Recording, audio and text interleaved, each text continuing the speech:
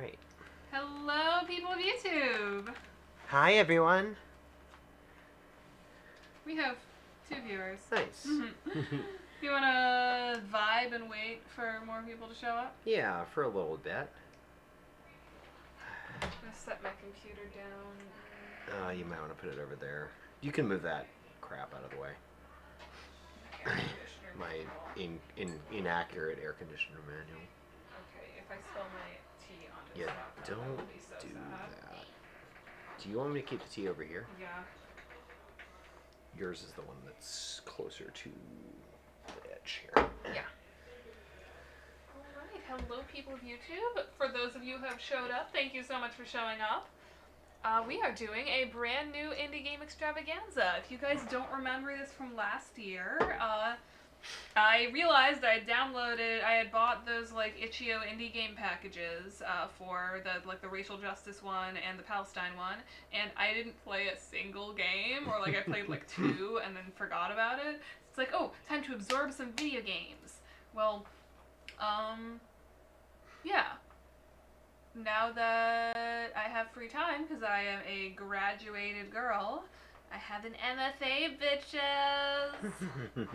Then, yeah. It's time to play some more games. Yeah, now it's, games from Jonaya's very large collection of Steam indie games that she buys on sale and then doesn't play because she doesn't have a lot of time. So we've got...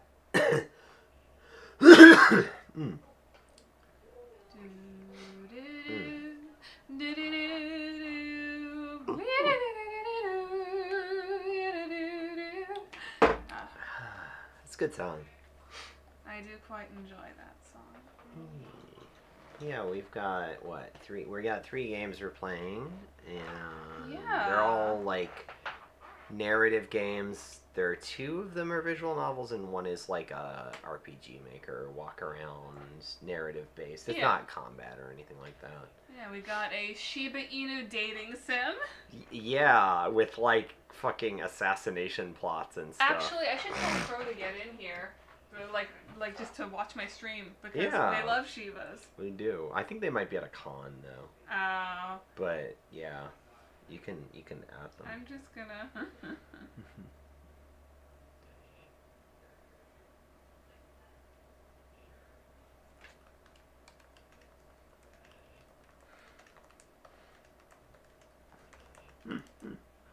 Actually, Crow's the one that like told me about this game.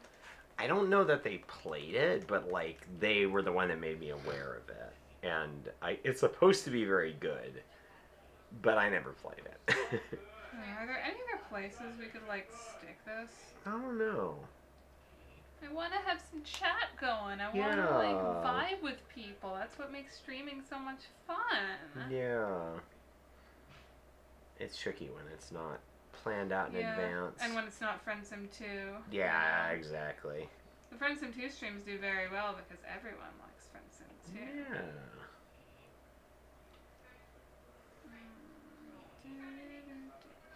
Yeah, what are their active servers? Should we even fucking...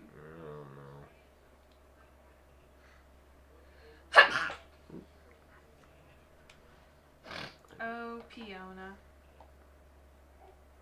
Making me allergy. Actually, I could put it in here. Wait, did I? No, I didn't. Okay, let me... Boop.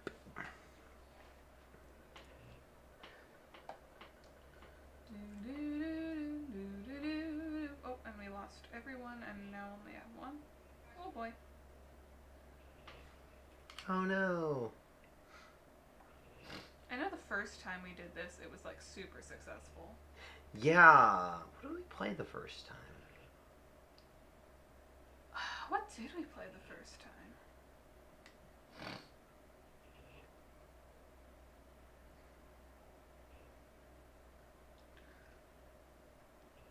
That one was, that had Baba Is You.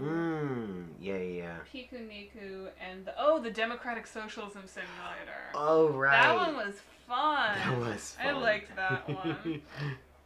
That was good.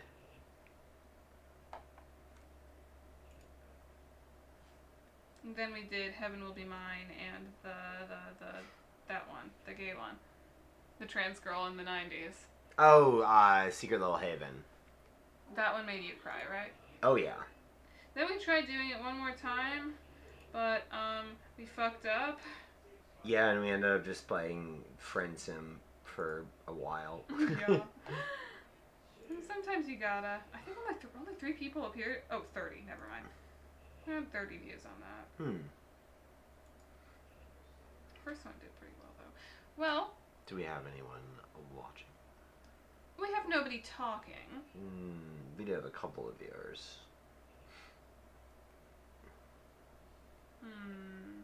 People show up, please. Yeah. So we can have a conversation with the crowd. 'Cause I like that. Yeah.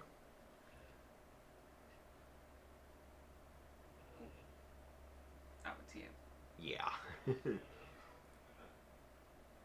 Well, we might as well just get started. Yeah, we can start. People can jump in.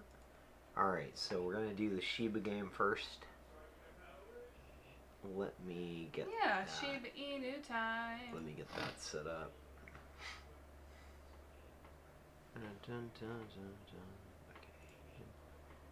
Have this on.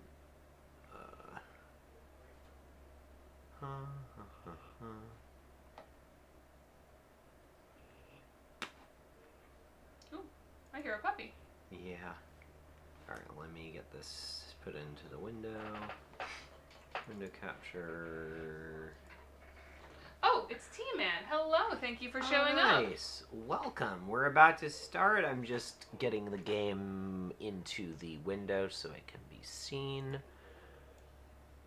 Fucking Shiba game. Oh, this one is That's a big boy. Wait, no. That's No. Come on. Oh, here it is. Wait, what the heck? Oh, You're it's gonna have huge. to move it out of the way. It's just really big. That's a chungo. Yeah, it wasn't adjusted for the screen resolution. There we go. Alright, Perfect. there we go. And I'm gonna move this down a little bit. Alright. This game is a Summer with the Shiba Inu. It is a dating sim About Shiba about Inus? Shibas and also assassination. I don't know. I do like killing. A friend recommended it. It's supposed to be really good and also very weird, so we're gonna play it. T-Man asks what games are on the docket, so we're playing this Shiba Inu game, and then we're going to be playing To the Moon, which I have not played, but Jonaya has. And then we are going to play First Snow, First which Snow, is gay. which is gay, yes. So Also happy visual. Pride Month. Yeah. Oh my god, what happened to my pants? Oh no. Damn. So let's start our timer. Boop. And let's get going. Preferences are probably just gonna be actually turned on. Window, da da da. Yeah, it's a Ren'Py game. Alright. I love Ren'Py. Say, Max, you really can't tell me where you're taking us? Nope. I can't tell you, it's a secret. This is my old friend Max, who I haven't seen in years. Yesterday, he said he'd take me to lunch and show me around the city. T-Man says, so it's a weekend in Osaka? Is this based off something? I don't know. Maybe? Huh. We're currently in the central zone of Taipa.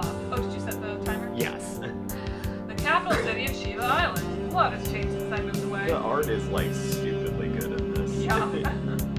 Max moved here several years after I did, so I'm a little embarrassed that he's the one showing me around like I'm a tourist.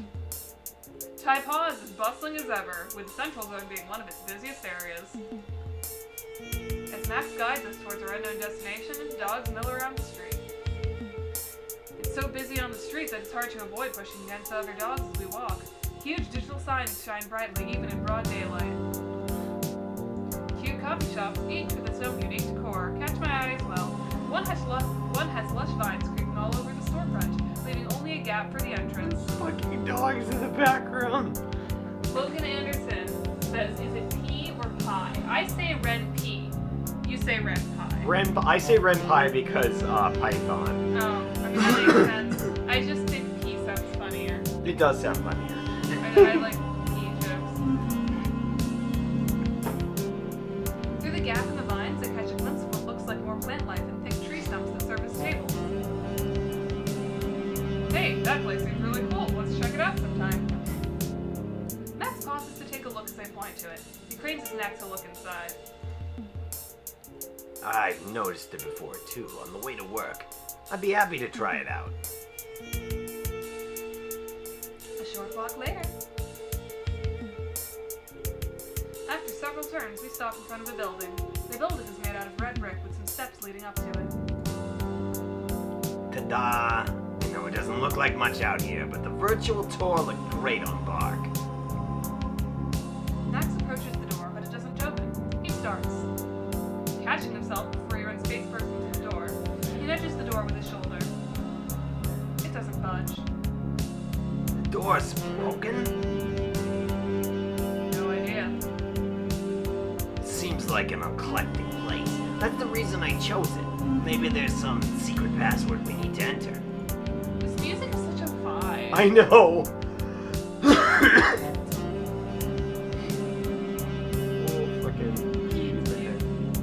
Can you look it up? Already on it. Max calls up his wristbone menu, making some gestures in the air. We need to figure this out. Some reviews allude to something interesting we need to do to enter, but they don't say outright what it is. What's the place called? It's just one letter.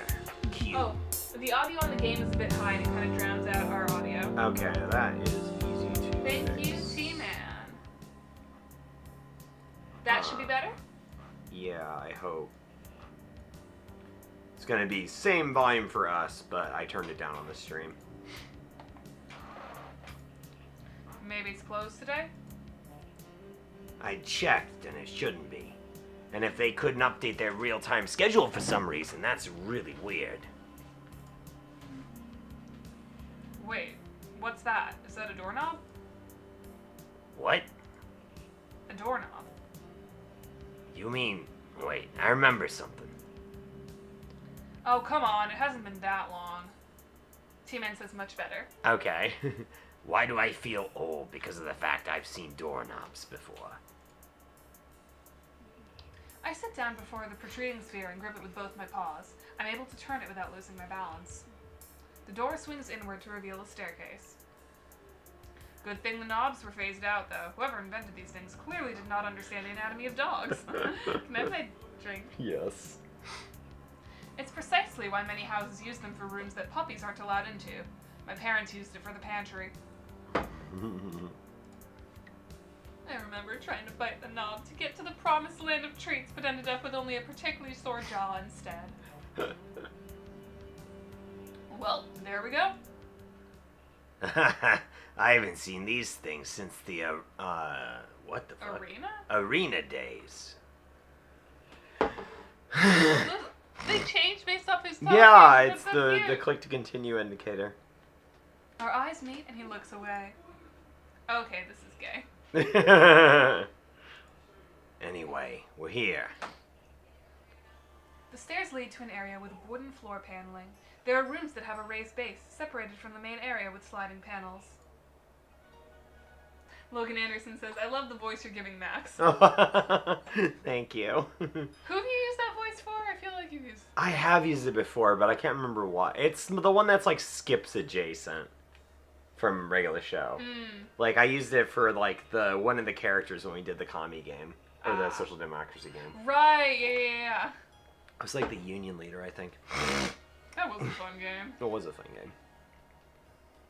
The panels have some membrane-like material that is thin enough to let light through, but thick enough that we can't see into the rooms. A dog comes up in a red traditional dress. It's fashioned with several layers, with a large golden button holding it up neatly over the dog's shoulder. Welcome. Hi, I called earlier and we made a reservation. He talks with the server, and we're led to one of the rooms. I hoist myself up the ledge and make myself comfortable on the cushions around a low wooden table in the center of the room. The server gives us menus and leaves after a courteous bow. Take your time. I'm guessing you haven't had food like this since you left. Oh, yeah. Woof. I've forgotten all about these. Order anything you like. My treat. There are a lot of options. I flipped through the tea menu. This place serves them with the ancient methods, with multi-part clay apparatus that I never remember the names of. It invokes the image of my parents pouring boiling water, steam shrouding their concentrated faces. There are a lot of rules about how long to steep the tea and the order of pouring water in and out. Doge be like, "Father, I wish to be in the deliciousness chamber." I never really paid attention when I was a puppy, and after my parents' generation, it seemed like a lost art. If this place shows us the tea steeping process, I definitely won't let a second chance to learn about it pass by. Isn't it interesting that they still use these books as menus? I remember they were pretty much phased out along with... Doorknobs? Yeah, that's one of the things. Well, this place is known online for the retro atmosphere, which is why they only take phone reservations. No usual order screens either. It's really interesting how fast things have changed on the island. Though maybe that's just my perception, because first of all, I don't know what's supposed to be normal nowadays. What is it like where you were living? They're kind of at a stage when I left here. At a stage like when I left here, actually. You saw my phone. They have similar levels of technology in K9. Though obviously, my Shiba Island phone doesn't work there, but I kept it in good condition, just in case I'd come back, you know? You have a lot to see here, then. Next time, I'll take you out to a regular restaurant. You'll get to see how fast everything is. The server returns, and we order some oolong tea to share. The fucking dog puns everywhere. I know! Some egg crepe rolls with ham and corn, and Max gets the century egg and pork congee. As we wait, I ask Max about some technological changes. He shows me how to set up custom gestures on my new wrist phone, but I still treat it with caution. Call it a habit, but I am hesitant to be gesturing in the air on such a large holographic interface. It serves my purpose to use the old touchscreens on a small phone. The hologram just seems overkill. Not to mention, the companies that make these phones must be tracking so much information. They know what we read, who we call, where we are, what we buy. Looks like Shiba Island is Yeah. just like America. Somewhere, some team of data Shibas are making predictive models and segmentation analysis on this data. Oh my god. Oh, sorry, spaced it out. Were you saying something? Getting confused by all this new tech. Maybe a little. Don't worry, it's a lot of information to take in. Here, try sending something to me, like this. Oh my god. Talk. Oh wait, oh. Come on, you couldn't have texted something else. Pretend it's an actual conversation. Wait, oh no, that's Max talking. Oh. See, look. You're in the same room. Cry. Hey, let's take a selfie. No. As Max shows me how to install new software and customize my interface, we hear the server slowly slide open the screen door, giving us enough time to swipe away our hologram phone screens. Data Shibas, yeah. 2 servers enter this time, carrying a tea-making set. The set consists of a large hollow bottom panel with holes to let out steam from the hot water. They begin a process of lining up various teacups on top of the panel. On the panel stand, the dogs carefully place tea leaves in the pot. They aren't using any measuring instruments, but the practiced way they gather and sprinkle the leaves shows impressive muscle memory. With one fluid motion, they pour steaming water in each of the cups. As the tea is steeping, our food arrives. I take a moment to simply look fondly at the egg crepe rolls. The way the steam rises... Ooh. Needed to burp. Steam rises from under the soft crepe skin, the smell of ham misting out towards me. It really has been so long.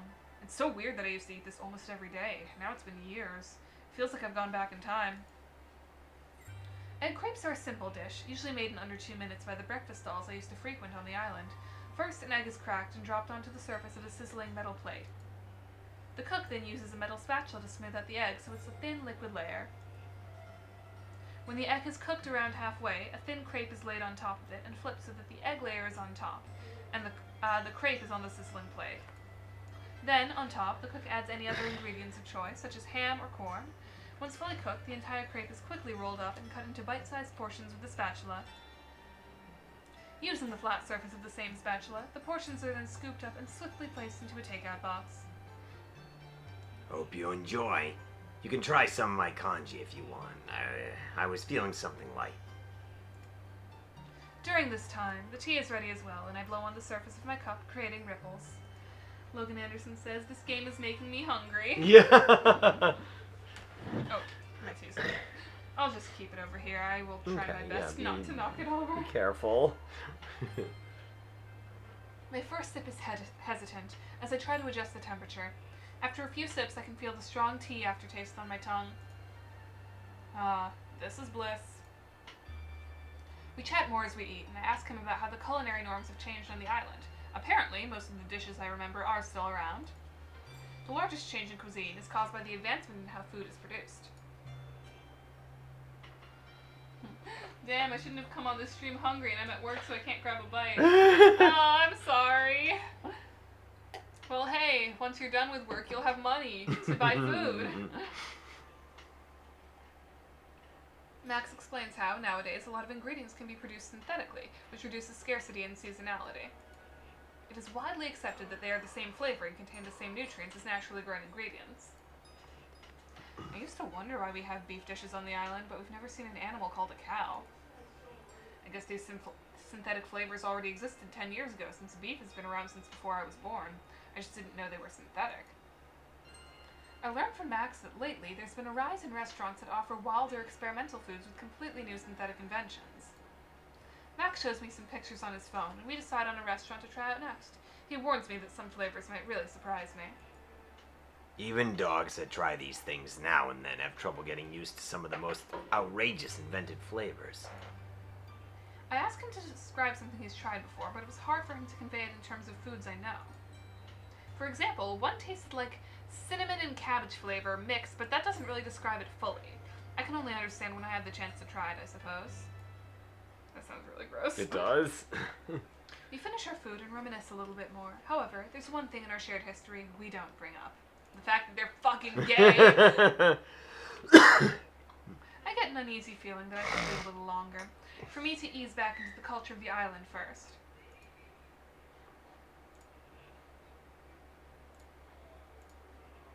Max pays and we exit the restaurant. I'm quite full and nostalgic. Is this a choice-based game at all? I don't know if it's a kinetic novel or a visual novel. So this might just be... It might just be yeah. Straight through kinetic novel, okay. You can use the money to get food. Explain. You can exchange money for goods and services. Yes. We'll have a lot of time to do all these things, right? Back on the street, it's even busier than It's the afternoon. Dogs probably don't have much to do but relax on the weekend. As before, the smell of all types of food waft out into the street, and evening food stalls start being set up. Well, that's what I guess they are. They look much more modern and clean. From the crash course in tech that Max gave me, they probably have automated ordering and all that, but the street seating and rustic charm remain. We push past a particularly crowded part of the street, and I feel a tap on my shoulder. I don't really think about it, as it was probably someone brushing past me with their backpack by accident or something.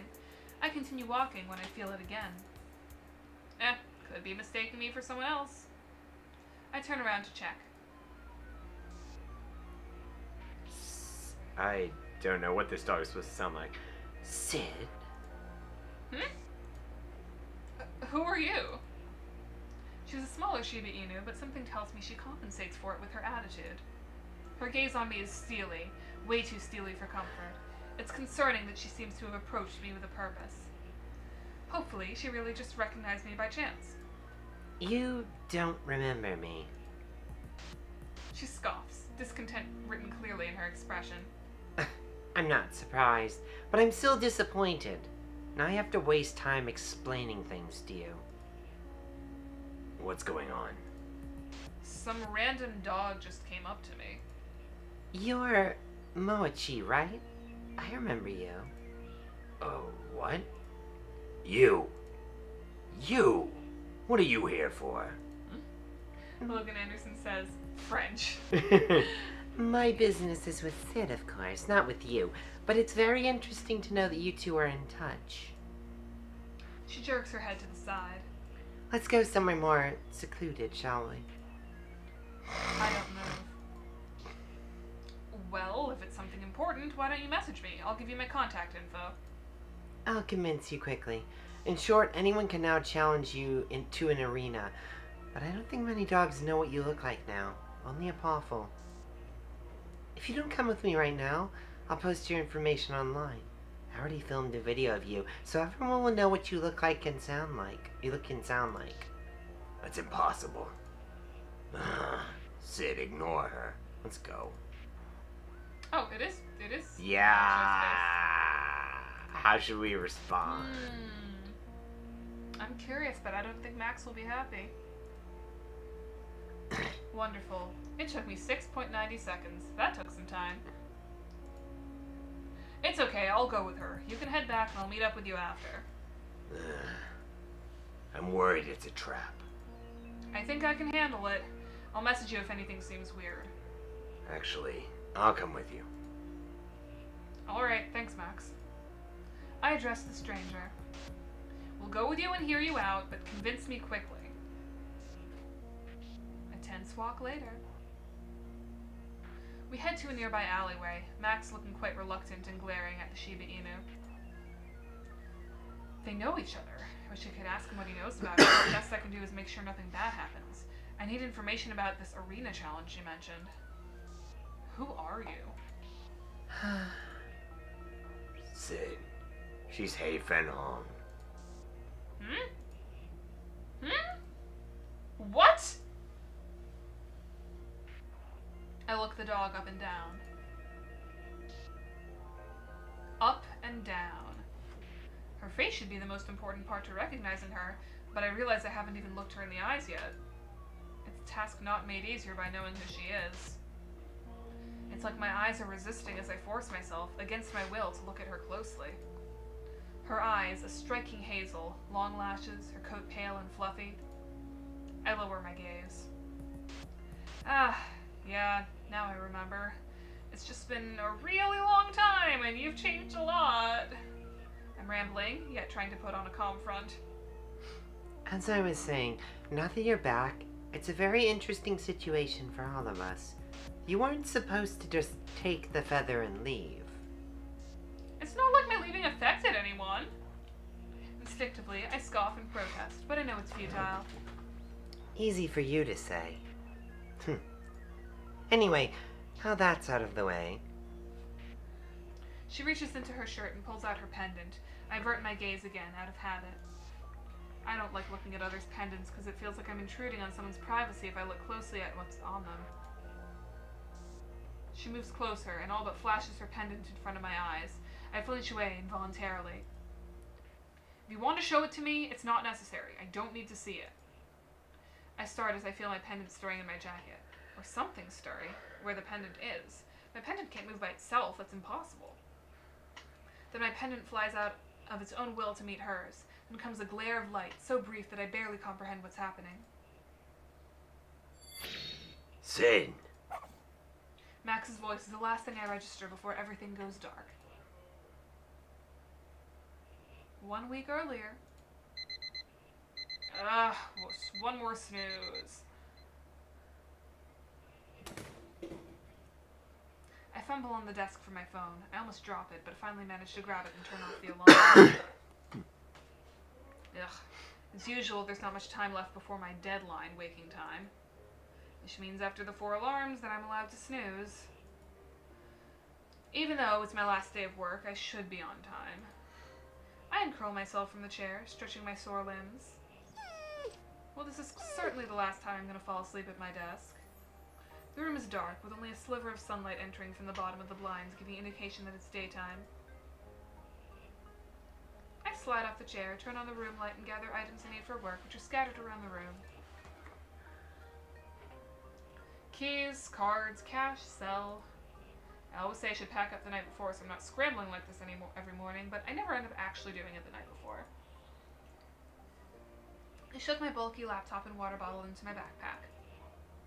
Then I fling open my closet and reach inside for the sweater I thankfully had the foresight to set aside. Ugh, can't find it. The days after I'd set aside the sweater, I piled other things inside the closet over it. I shove away some other items, hats, papers, and whatnot. Aha, there it is. My favorite gray sweater. A special outfit for a special day.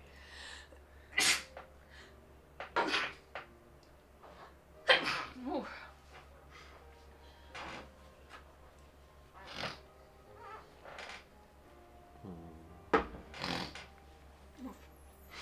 Big allergy. Mm-hmm. Everything collected, I sit down on the ledge of my bed and just take a moment. Now is the perfect time to check my emails. Actually, can you take over for a bit? My nose is getting stuffy from talking. Yeah, sure.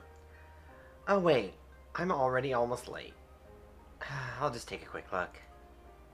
Vapor Store. Confirmation of your vapor purchase. Dear @SidDays, thank you for your purchase of Beagle Netta 3.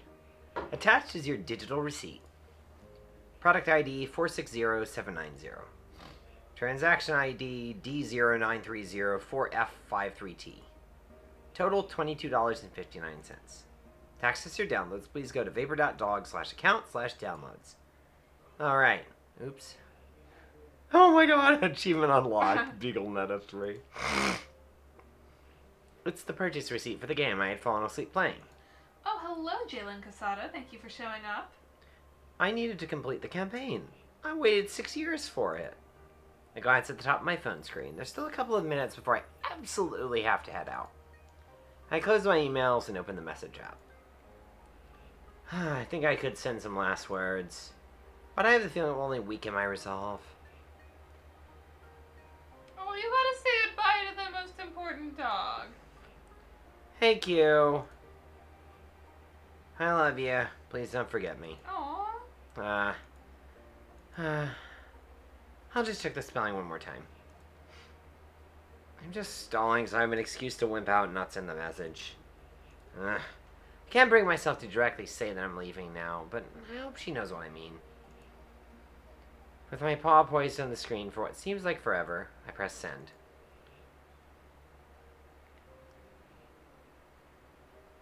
The familiar glass doors welcome me. I scan my fob key and step into the building. It doesn't feel like it was that long ago when I first entered these doors. I had been a fresh recruit, full of hopes and dreams of making an honest living for myself and contributing to society. I'm just here to pick up my stuff and do the paperwork. I repeat this to myself as I head down the familiar staircase. Pick up stuff, paperwork. That's it. Other dogs start to file into the building and some stop to wish me well on my move to the west coast of Canine. These fucking dog puns. I know. Last week we had a small office celebration in honor of my work and departure from the job, which was heartwarming. It turns my heart to embarrassing goo, so I try not to admit how much I appreciate it. I enter my office, which is separated from the corridor by a metal door and glass wall. I scan my fob again. This is one of the most secure rooms in the building. Despite that, there isn't much to protect. Inside my office, I take a look at the computer monitors and the well-used keyboard. None of this is personal property, but I'm gonna miss it. Funny enough, my office desk basically just looks like my room at home. I feel guiltier about leaving now that I'm here. Like, I'm throwing away all that I've built. All of this. Surprising as it might be to the general populace, this research facility is responsible for a big portion of the technological innovation in Canine. In fact, the phone that I'm using right now and the associated software was popularized by prototypes created in this very facility. I double-check the desk drawers again and fill out a form to submit to the Labrador Resources Department. With all the errands and formalities done, I take my leave for the last time. As I walk away, I can't help but look back at the building one last time. It's Q. No, I'm not gonna read it. It doesn't matter now. I must go. Aww. Read the message from your girlfriend. Back at home, I get a backpack with some living essentials, and of course my other set of keys, card, cash, and cell that would allow me to get around during my travels. I reach into my shirt and take out my pendant. My pendant from Shiba Island. The lab. It has 10 orbs, with smaller orbs surrounding them. I've been wearing it all these years, my last connection to Shiba Island. It's a remnant of a lifelong past, and while this pendant means nothing here, it's one of the essentials in a different land. It's time. I snap open a compartment in the back of the pendant. A once fluid movement. The clasp feels unfamiliar to me now. I have a good, stable life here that I earned. I brought myself here. Giving this up means moving backwards. But that also means letting go of the chance to see my brother again. Orbs. Ponder the orb. Ponder the Shiba orb. As long Wait, as... imagine an orb Shiba to go with Oh orb my cat. God. We should show everybody orb Orb cat. fox. Orb fox. An orb fox, that would be so cute. I mean, I guess a squishmallow fox is kind of an orb fox. Yeah. The bigger the squishmallow gets, the more of an orb and less of an egg. Yeah, exactly. Like how Maria's cow is just a blob. Yes.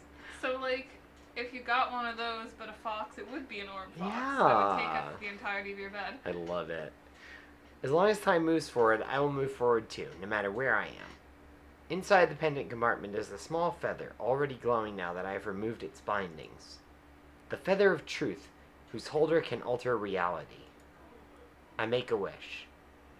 I wish to go back. Okay, but egg. Egg cat is very good. Egg cat is very good. It feels as if I've just stepped into a sauna. Within seconds, my coat feels heavy with condensation, as if someone just threw a wet blanket on me. So, I'm here. I've not moved one muscle since I made my wish to the feather, but these sounds, contrasted with the quietness of my room, give me no doubt that my wish was indeed granted. In addition, these yelps and commotion really alert me to the situation. Shiba Inus scatter in front of me, yapping as if they saw a ghost.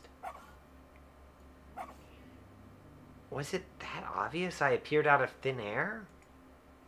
This is not good. I can't believe I'm drawing attention already. I'm in what seems to be an open-air night market. I scan my surroundings, trying to spot a gap or opportunity to make an exit. These barks are different, deep and booming, a stark contrast to the higher-pitched yaps of the crowd. I look behind me and it becomes evident why the dogs are scattering. Or maybe it's just wishful thinking that I'm not the cause.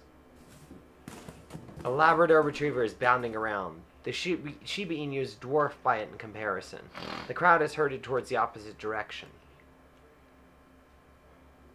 I slink around to the side and duck behind a food kiosk. Thanks to the Labrador, this area seems to be deserted. Now that I'm under cover, I sneak my way towards what I hope is an exit.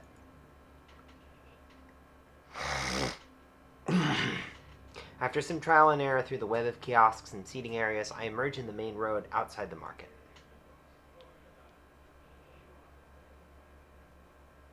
I don't know what voice that's supposed to be. Hey, so. this way! The voice comes from behind me, and I start, my fur rising on end against my will. What the fish fillet? Someone followed me without me noticing? Okay, it's a Labrador.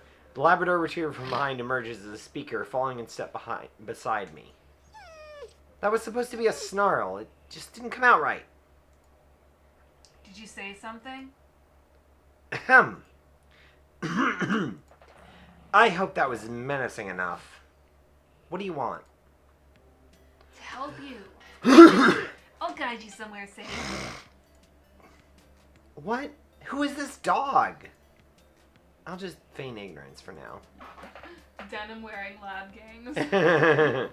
Somewhere safe. I think you've mistaken me for someone else.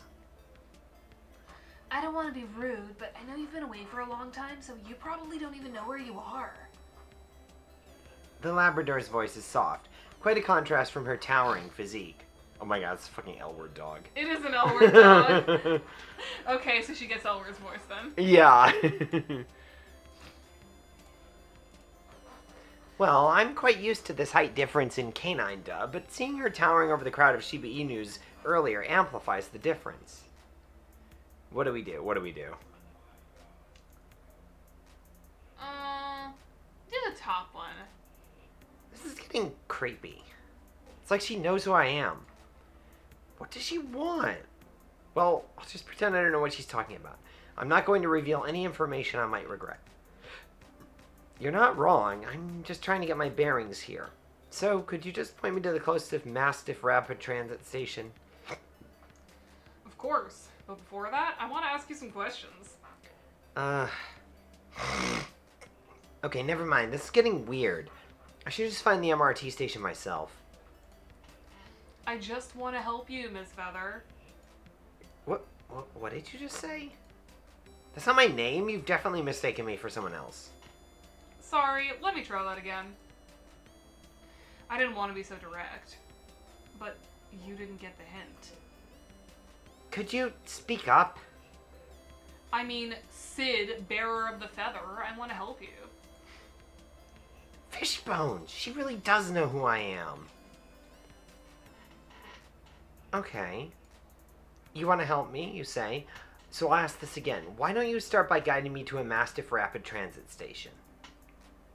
Don't worry, I will. But first, I want you to take this. The L word is Labrador. Oh my god! She produces from her pockets a wristband of sorts. It's a wrist phone. I'll contact you with it, and you can reach me in turn. Thank you, but why do you think we'll be in contact after this? There's no reason for me to get involved in whatever it is that you want. Well, for one, I guess it would be troublesome if dogs knew you were back on the island. So I created a diversion. That's not reassuring at all. She knows way too much about me. Who the fishbones is she? I need to learn as much about her as possible. I know you could really use my help. You know you've gotten yourself into trouble too, right? You'll probably get arrested for disturbing the peace like you did. I have a story set up. Plus, I'm a Labrador living on Shiba Inu Island. I'm sure you already know I'm constantly in the spotlight. I know all too well, but I'm not going to say that. If she doesn't know I lived in the world of Labradors, I'm certainly not going to reveal that to her. Huh, when you put it that way, but like you said, I'm trying to avoid attention. So shouldn't I avoid being associated with you altogether? She sighs quietly. I'd hoped it wouldn't come to this, but you need to believe me when I say I want to help you. I can help you find your brother. Okay. I've heard enough. I'll take your dog darn phone. But if I find out that you're any sort of threat to me, you better watch out. Of course, I understand. She offers a paw to me. Quayle, by the way. Well, you already knew my name. We shake paws. The Labrador just smiles mysteriously and gives me detailed directions to the nearest MRT station. DG station, huh? That means I appeared kinda far south. Good thing it's in Taipaw, though, where I need to be.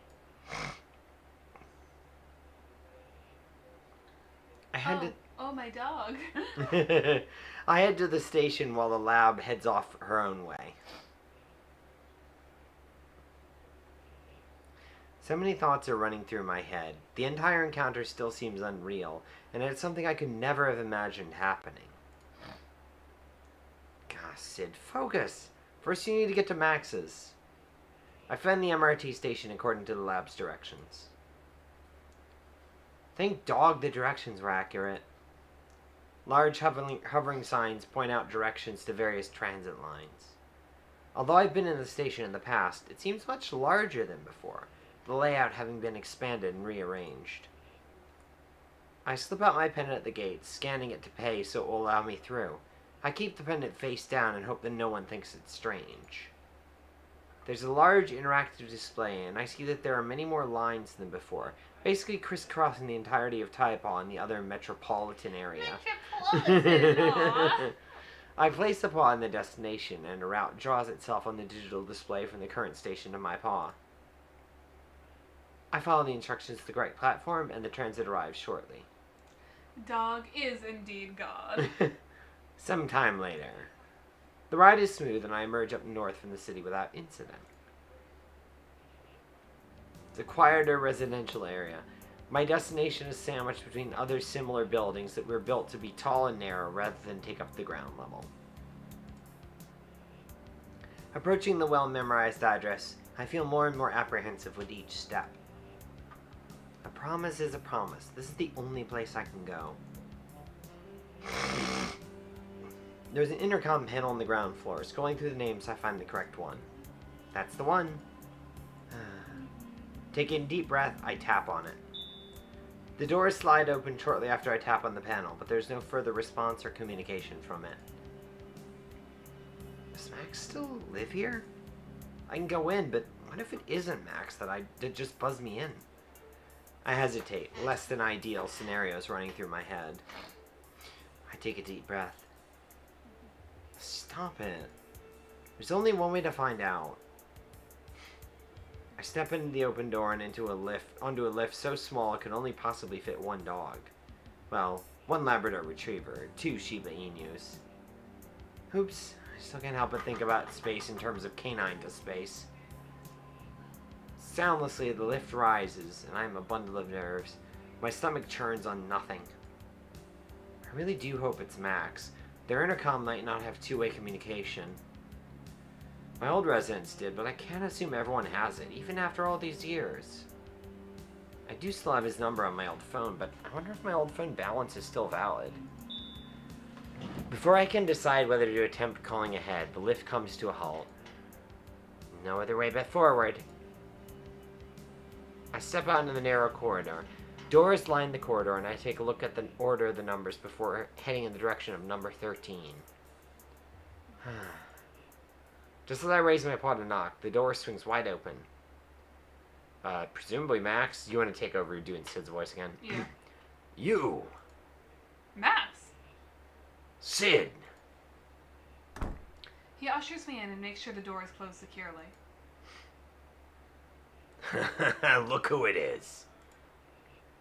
You're finally back. I've been waiting for this moment all these years. It really is him. He's here! He kept his word! I'm so relieved. I'm so happy to see a familiar face. I reach out my paws to embrace him.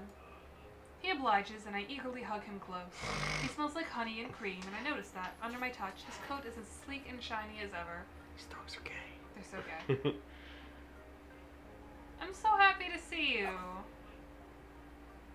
Max just yaps happily. So I don't know what gender it's supposed to be. I don't either. So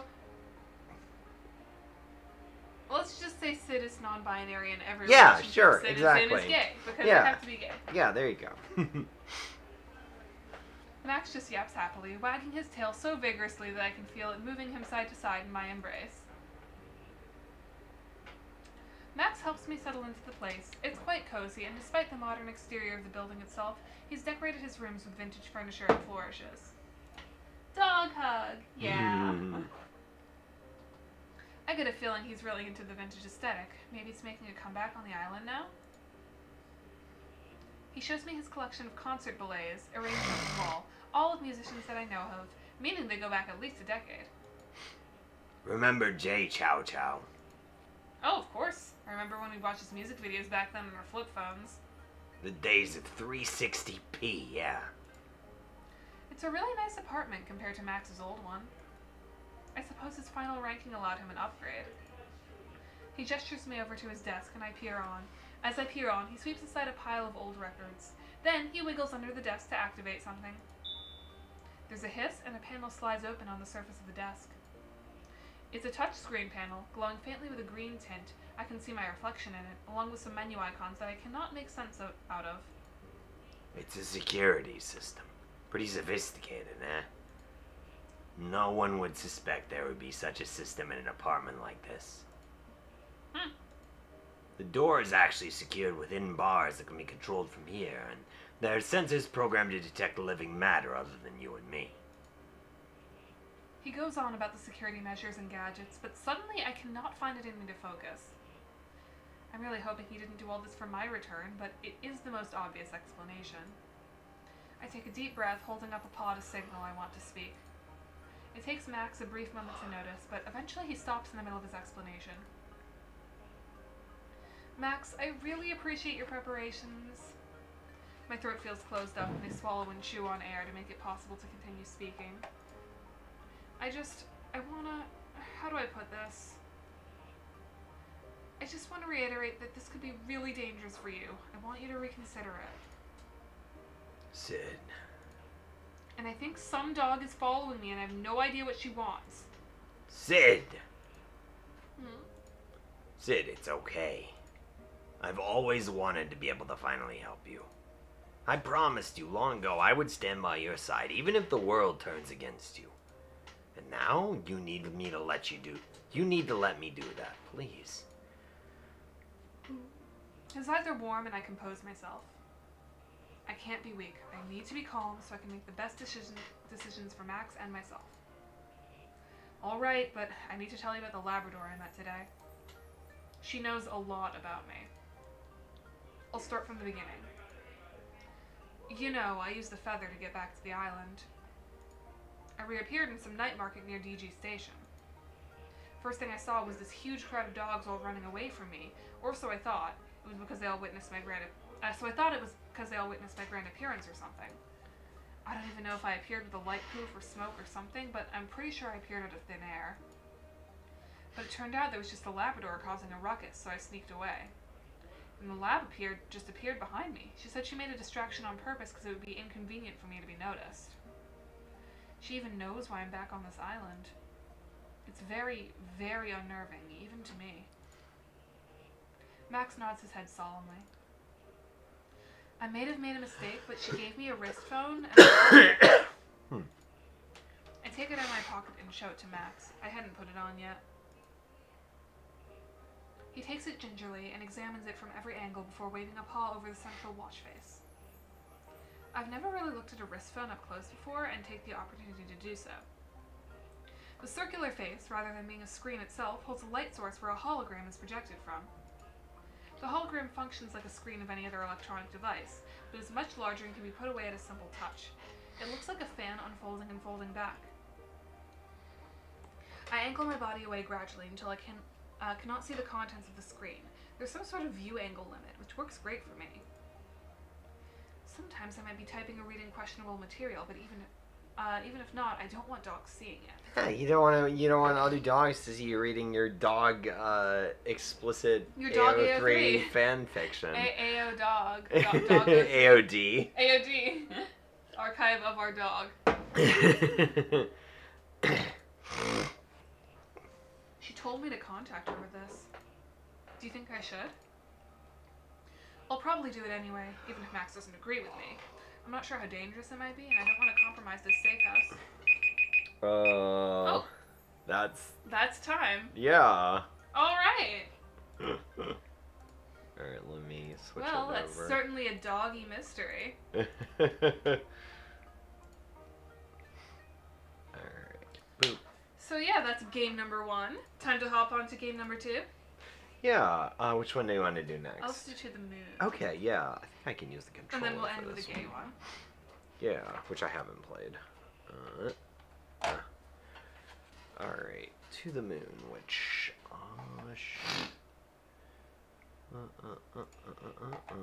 which I haven't played in a while. When was the last time I played it? 2019. January 2019. Damn. Pre-Homestuck fandom. Whoa.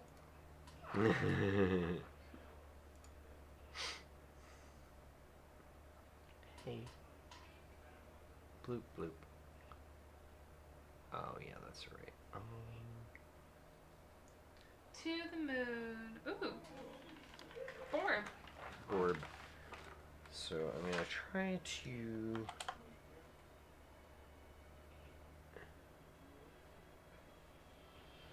I can't remember if I can like adjust the size of the window without making it full screen. I guess not. Okay, this is real fucking loud, and there's no... Oh wait, I remember.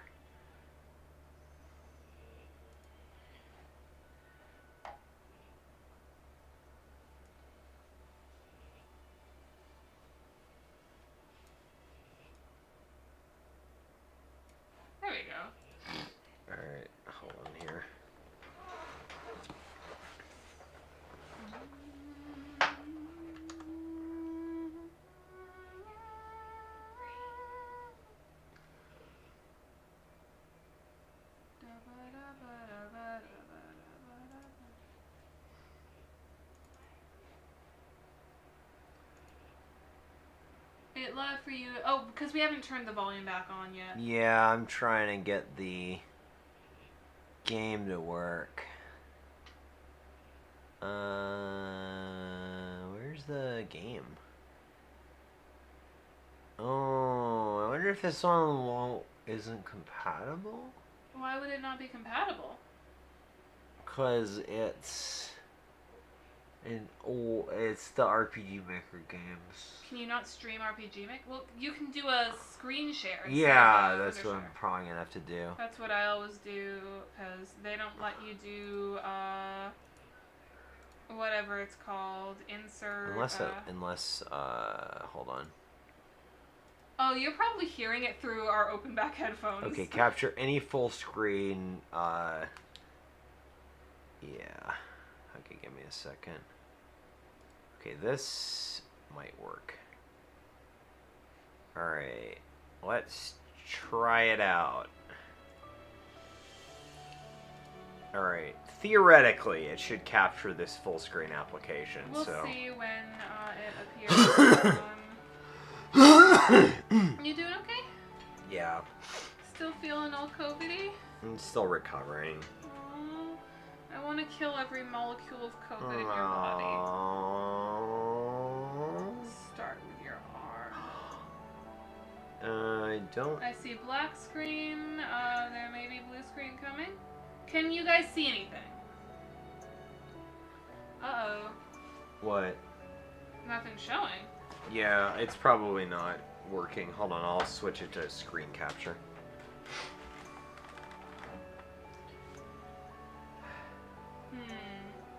No, it's compatibility issue. Sorry about this, guys. It'll be a couple minutes. How are you guys' days going? What's the vibe like? How's your Pride Month? Happy Pride Month, everyone. It's Gay Day.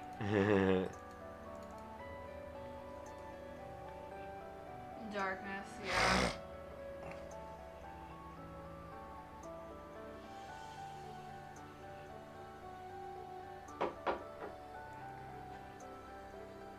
Yeah, the music is playing. We're having trouble figuring out how to do the capture. Yeah, this is an old game, so we're gonna do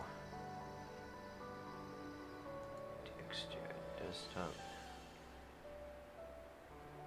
Windows 10. Okay.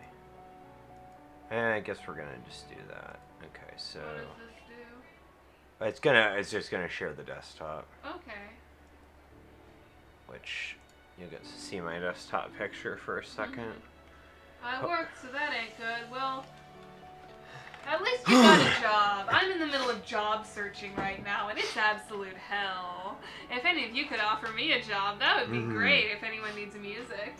Okay. There's a bird's nest on my door. That's cool. Okay, I see that. Yeah, is that what they're seeing right now? Yeah, that's what they're saying. Okay, cool. This is just like straight up not gonna work. Okay. Looks like we're not gonna do To the Moon today. Sorry about that. Yeah, this it's using an old version of it's using an old version of RPG Maker, and it's kind of janky as fuck. Alright, I'm gonna change the, because I put To the Moon as the one that was gonna be since that's the most famous. Yeah. What's the next one called? First Snow? First Snow. Which we should be able to play no problem. We're gonna play a gay game now. Yeah, First Snow is a Ren'Py game, so that is gonna be no problem. Yeah, sorry about all these technical difficulties, but it is Woolawa time. Yeah. First Snow.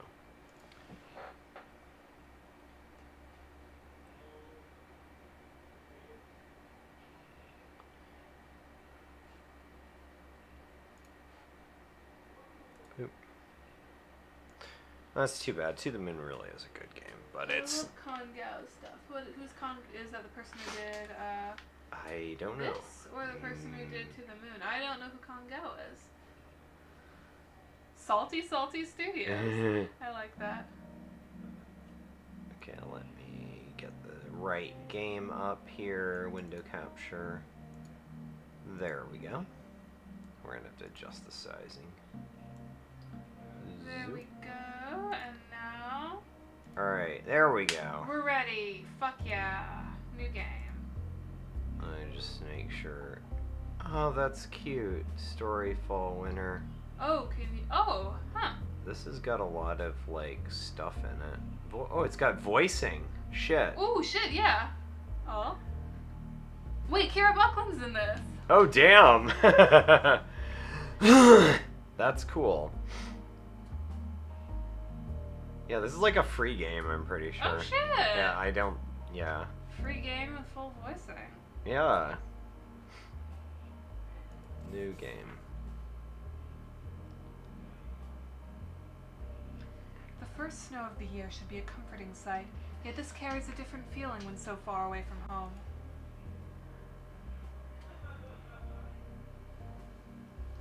Winter has always been my favorite time of the Hold year. on. Is there a way to get this annoying, like... Yeah, there it goes. Okay.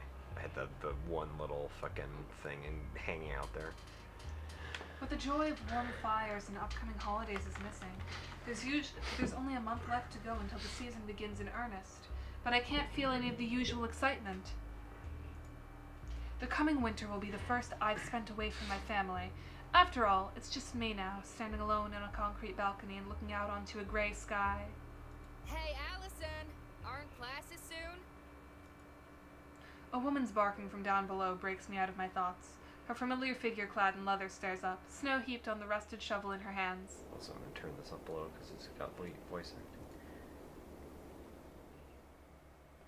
Looks like the heating's died again. The inside of the apartment no warmer than out there. This new home might be a little shabby, but at least it's ours. A quick glance at my phone as I walk to get my coat and bag confirms her to be right. The morning's message from a friend still showing on the screen. The idea of big news at this, of all times, fills me with worry. I'm already too busy to keep trying to keep up with my new life. Little kitty. Aww! Yay, yay, yay, yay! With time marching on, I quickly slipped the phone back into my coat and set off for the stairs. I shouldn't have a problem making it to class if I keep a good pace. Never started the timer. Oh, oops. Oh, 45 no, minutes. This is not a very long game. This might be less than 45. Maybe. I don't know. Is Never this played it. one choice based or is this... No idea. Never played it. Oh! The busily shoveling woman is still working away, her efforts obvious to see. The snowfall has been impressive for a single night, but a good amount's already been cleared, her heavy breathing still visible in the cold air. Keeping the brisk pace, as much to get my classes on time as it is to try and warm myself up, I try to wave a quick goodbye. It's obvious she won't let me go without giving her 2 cents, though, as she puts her shovel against the wall and takes a good stretch. Morning, Rose. Working hard already? Hey, someone's gotta do it. Not like those useless lumps will. Rose jerks her head towards the apartments. She's not really wrong, but her usual tactlessness is on full display. You all bundled up? Looks like winter's coming early going by the paper. I'll be fine, don't worry. Just take it easy on the way there, right? I will. A weak smile is her response as I start off down the road. She knows that I'm right. This is hardly the first exchange we've had like this. Every other morning, Rose comes up with something or another to definitely not be concerned about. I don't mind, though. That kindness is one of her better traits. The weather's been getting steadily colder for a while now. The few workers braving the morning chill are slowly making their way down to the bus station for work, those staying behind grumbling as they shovel snow from the roofs of their cars and their driveways. There aren't many students down this way as I walk, however. Student accommodation filled up fast, and the nearby apartments were rented out soon after that. Thank goodness for a family friend offering to let me live with them. Oh, connection is back to excellent. Good. Nice. Helpful as Rose may be, there's still some sense of being a foreigner. It's only been 2 months since I moved in and started classes at college. My circle of high school friends and boisterous family home turning overnight to a cramped apartment shared between Rose and I. As the school buildings come into view, I join the tired masses staggering through the gates and towards their classes. Much as I might worry, I know I'm not alone. I'm sure many of the students around me right now are going through exactly the same thing. It's only now that I realize I haven't had my usual morning coffee back at the apartment to wake myself up. With a little time before biology starts, I'll have to content myself with a quick can of soda from the vending machine. Heading over to the Union building on the way to class, the morning chill's driven away the usual gaggle of those sitting on the stairs and blocking the entrance. Rubbing my hands together to summon some warmth, I head on in. With the heating being cranked right up, you could almost forget it's winter outside. My relief doesn't last long, however. My heart nearly stops as a deafening clatter comes from ahead. A couple walking arm in arm skirt around the edge of the room, doing their best not to draw attention of a blonde woman nearby. She grumbles loudly before delivering another kick to the poor abused vending machine in front of her. I hate situations like these. Either I do nothing and feel bad for not helping, or step in and deal with the stress that comes with confronting someone involved. As I try to work my way out of this, my heart freezes as the woman locks eyes with me. I must make for a pitiable sight with my hands raised defensively in front of me, her rage calming as she settles for staring daggers at the machine. Resigned to my fate, I reluctantly shuffle towards her as my heart beats wildly. As I do, her dour look is only made all the more intimidating from the bags under her eyes. Is something wrong? Stupid thing ate my money. No can or change at all. Threw $5 in there, too. The vending machine here messes up sometimes. It's usually better to go through to the cafeteria for drinks. They should fix it then. Recounting the event only serves to stir up her annoyance, another foot being jammed into the accused. The horrible noise makes me cringe again, and I'm starting to worry she'll hurt herself as much as the machine itself. Don't kick it again! Why not? Thing's already broken, isn't it? I want to say I'd rather not get in trouble with the staff, but I get the feeling that wouldn't faze her. Reviewing my options as quickly as I can, there's only one solution I can think of that might settle her down. I probably shouldn't, but if nobody's paying much attention... Which drink did you want? She gives me a curious look after I manage to squeak the words out, but eventually points. I was just grabbing a lemonade on the way out. Could you turn around for a moment? With great reluctance, she turns away as I ask. I doubt she could work out what I'm doing by looking, but it's better to be safe than sorry. Closing my eyes and silently mouthing the right sequence to make sure I don't mess it up, I go about my business. With any luck, the software inside hasn't been updated since I last tested this. Ooh, she's got powers. Vending machine powers. Drink. Says Logan Anderson. A long sigh of relief passes my lips as the vending machine rattles away, loudly dumping again into a small opening.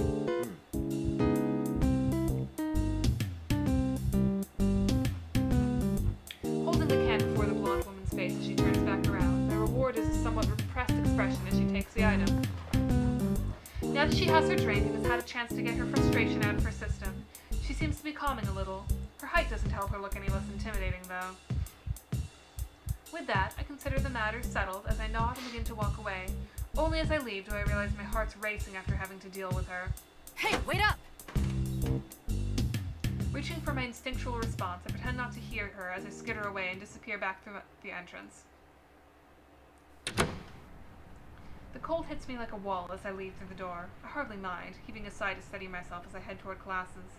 I only remember now that I'd intended to grab a drink myself, but fiddling with the machines probably made me too late. The empty campus grounds make me nervous, making me take my phone in hand to check the time. A quick glance is all that's needed to send me flashing toward the sciences building.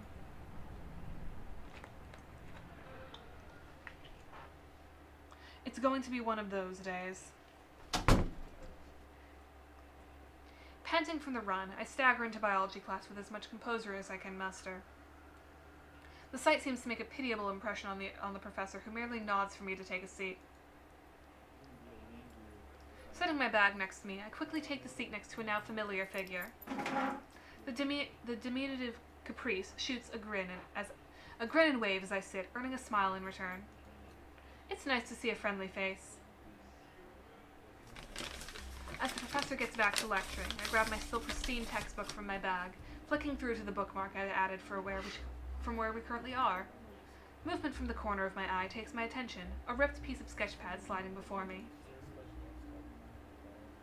Oh no! Your perfect attendance record! What happened? I don't know why she seems like she would have a tiny anime girl voice, but... Her writing is surrounded by various doodles and scribbles already on the page. I should pay attention to class, but it isn't that easy to wave Caprice off. Then again, this is largely reviewing what we covered in high school right now. Probably wouldn't hurt to chat with her a bit. Got held up with someone. I write a brief reply and a little accompanying drawing before sliding it back over. A quick look to the professor, making sure the coast is clear as he drones on. Caprice's reply as the pages pass back makes me grimace. I should have expected that. I almost reply before noticing the professor casting a knowing glance my way as he continues his teaching. He knew what we were doing, didn't he? Thinking better of it, I tuck the page beneath my textbook and start listening properly. I don't need to look at Caprice to know her reaction. I hardly think worse of her for it, though. Ooh. Guess my body is burping a lot today. Swapping doodles through these classes was how she broke the ice with me when I was just another lonely freshman student. A shy one at that. Given we were still friends, I suppose it worked. Sneaking a glance back at the page beneath my book reminds me how well the mercurial girl can draw. At least compared to me. She mentioned one time that she's also taking art classes, which must be paying off. Before I know it, the class starts winding up. The other students begin to get distracted as time goes on. The professor soon starting to wrap things up in response. No sooner do the words come from his mouth that the class is over, does the loud clatter of people packing books and pens back into their bags and backpacks begin. Caprice wastes no time in talking as the two of us do the same. I was worried you were sick today, She does have a Allie. tiny anime girl voice. Yeah. It was only a couple of minutes. For you, that's a lot. She has a point. It's likely I was more concerned about this than the teacher. After near perfect attendance throughout high school, the last thing I want is to set a bad expectation from the staff here. Setting that aside, I'm not sure the professor really likes us passing notes to each other in class. Oh, don't worry about him. He's cool. We've talked. Well, if you're sure, I do like seeing your drawings. Aw, and I like seeing yours. I'm glad you're here today, actually. I've been thinking... We're making an art club. But there's already an art... Wait, why is there a we there? How am I part of this? You're a founding member, of course. Why do I get the feeling Caprice has been mulling this over in her head for ages? Plans already seem to be in motion for her, and I'm not sure what choice I have left in this. I'm left to mull things over as I take my coat from the back of my seat and slip it on, the two of us taking our bags and joining the others and heading out into the hallway. I hadn't even considered joining a club, let alone starting one up with all the work that it entailed. Oh, is she not talking? I can help, but I have my schoolwork to concentrate on, you know? Getting a scholarship wasn't easy, and I'd rather not waste it. Oh, it's not fully voiced. Oh. It's partially voiced. Oh. It's like Steins Gate, where they have like little vocal stings, but not full voice acting. Huh. Do you want to do the tiny anime girl voice? Ah, right. You were majoring in chemistry, weren't you? It's gonna sound like fucking Baby Car Cat. She kind of looks like Baby Car Cat. Oh my god, you're right. I give a nod, albeit a slightly guilty one. Not that I'd dare to have told my family, but I only picked chemistry because I happen to be good at it. Like most things in life, I just went with the default option before me. At least Caprice seemed to have moved on from me being a part of this. I have enough going on in my life between moving to a new home and studying for college to think about spending time in clubs and things. I'm surprised you're taking biology classes, to be honest. Aren't you more into art? It's hard to pick a favorite, but right now bio is just the entry-level stuff. It's so boring, right? I talked to the professor, though, and we're getting into some marine life chapters soon. That seems very specific. Yeah! It's the most interesting part. I gotta focus hard when we get there. I plan on making it my major. So even a free spirit like Caprice has something she's working towards. Seems I can't get away from how much of a mess my life is, with no idea what I want to do for a career. Big fucking mood, bitch. The two of us head outside with our next classes in other buildings. As we do, I look about warily as students from other classes pass by. I'd rather not bump into that angry woman again. Who are you held up with anyway? Bump into a friend? That would require there to be another beyond her in the first place. She's about the last person I'd call a friend. Kind of scary, actually. She might have been asking out of small talk before, but now I have her full interest. With reluctance, I think that's the event. Not sure if you'd know her. Tall, blonde, green eyes, very sharp look with high boots. Kind of pretty. Kind of gay. Yeah. Now that I have time to think it through, she was quite beautiful. More than her body, too. I liked her sense of fashion. Yeah, very gay. Is this a form of carcinization? I think I know who you're talking about, actually. This is a form of carcinization. All voices become Baby Carcat eventually. Baby Carcat is a much harsher voice. You do? Yep, our other founding member. She hasn't dropped the idea of me joining at all, and now she wants her of all people to be part of this? My reaction to the news apparently shows on my face. If we're thinking of the same person, I've seen her around and I've heard some things. She floats around the art department a lot, so the other art club tried to grab her. She didn't even pretend to consider it, just told them to get lost. Which means she's still free. If she already rejected one club, why would she join another? Exactly. Because it's led by me, of course. Actually, it's more like my Jade voice. My throat Honestly, is she's fucked pretty up. jaded, Jason. Yeah. I need to get to my next class. Being late for one today is already too much. Resigned to my fate, I wave goodbye and start to head off. Not more than a couple of seconds later, I hear her calling out behind me. Before you go. Meet me on the second floor of the arts building after classes, okay? We need to get started on finding a clone room and stuff. Looks like I'm going to be part of this scheme whether I like it or not. Dealing with that woman again makes me shudder, but she'll surely just reject Caprice, and that'll be that.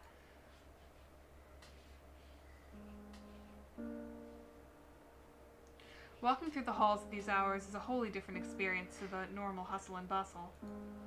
Where students gossiped in the hallways, organized dates, and hurried between classes with arms full of overpriced textbooks, there's now a sweet silence. All to be seen at this hour is the odd straggler thinking more about dinner than schoolwork.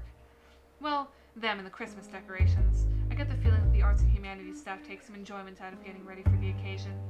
Much like the school itself, the decorations look a bit ragged, probably hauled out every year for decades. With little to do until Caprice shows up, exploring the arts building and peering into this classroom, or that winds up passing the time. Heading up the stairs, I take my time strolling through the hallways. Everything's bathed in the orange of the sunset. The quiet of the halls giving the building a serene atmosphere. It's calming after the day's events. It isn't until a good few minutes pass that I find the first thing of much interest, a single room with a door left open. With curiosity getting the better of me, I stroll up the hallway and gingerly step inside. At least I can close the door for them.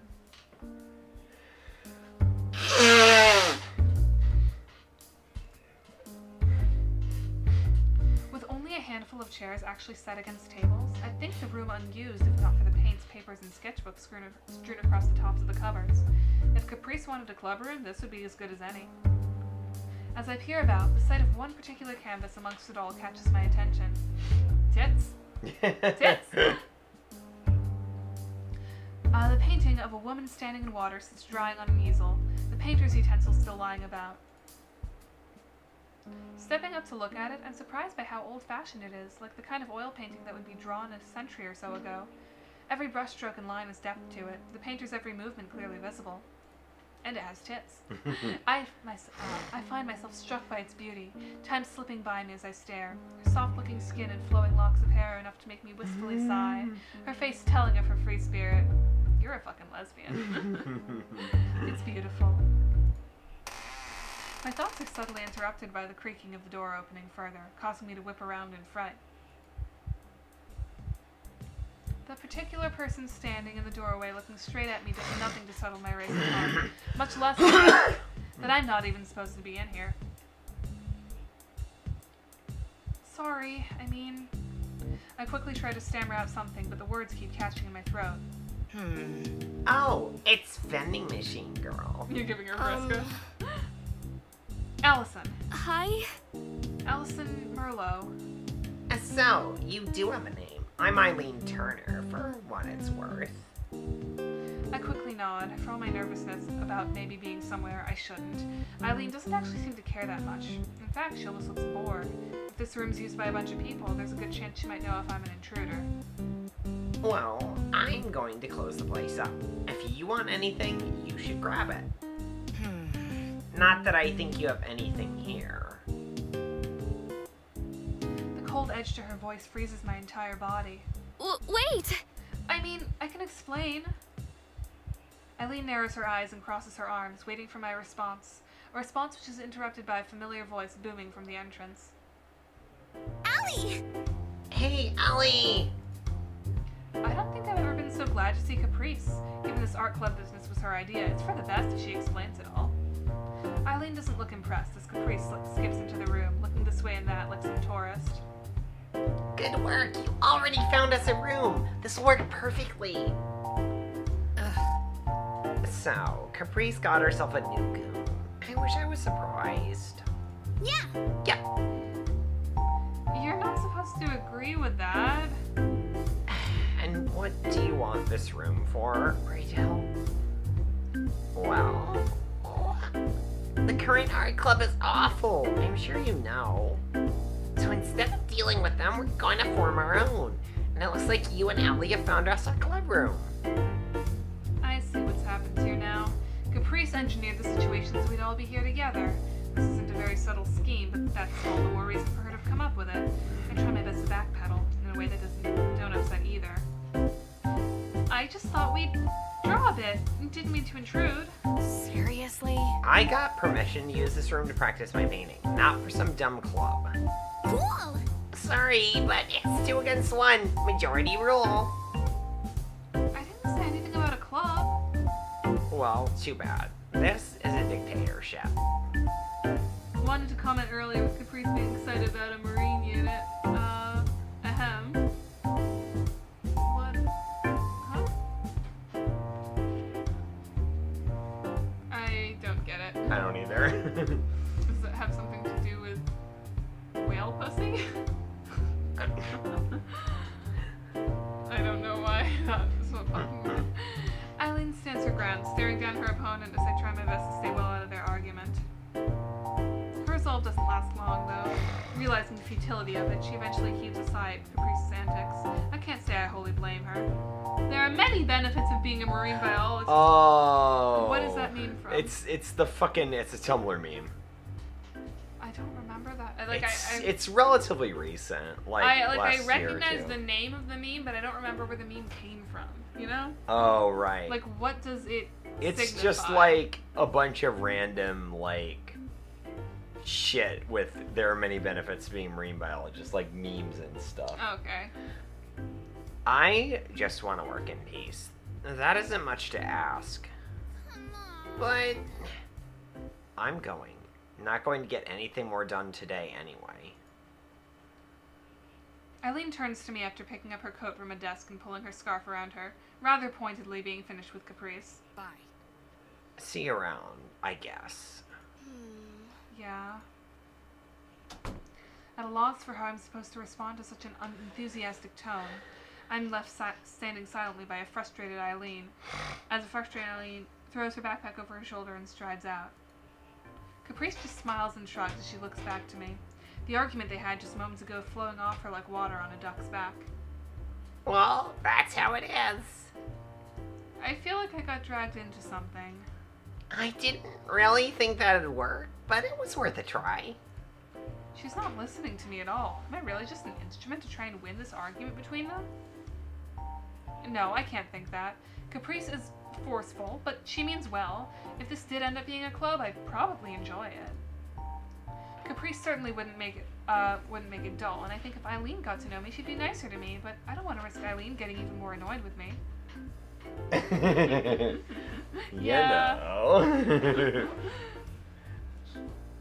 Like those Willowas do. It feels like I've been left to hunker down in a foxhole. All lesbians are all foxes are lesbians. We've decided this.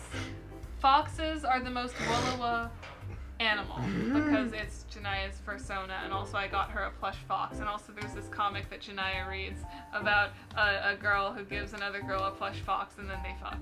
Yeah. Feels like I've been left to hunker down in a foxhole in no man's land, and all I can do right now is hold my helmet on tight. As the orange of the sunset starts to wane outside, it becomes obvious that nothing more is going to get done today. Just as Eileen said, Take care. I better get home. It's getting late. See you tomorrow. Catch you later. See ya! If you ever want to draw, feel free to drop by the new club room. Precisely none of what Eileen said penetrated, did it? I just give a weak smile as I wave and take my bag, idly wondering if Rose will be cooking something for dinner or bringing home takeout. It's something more heartening to think about than today's efforts, anyway.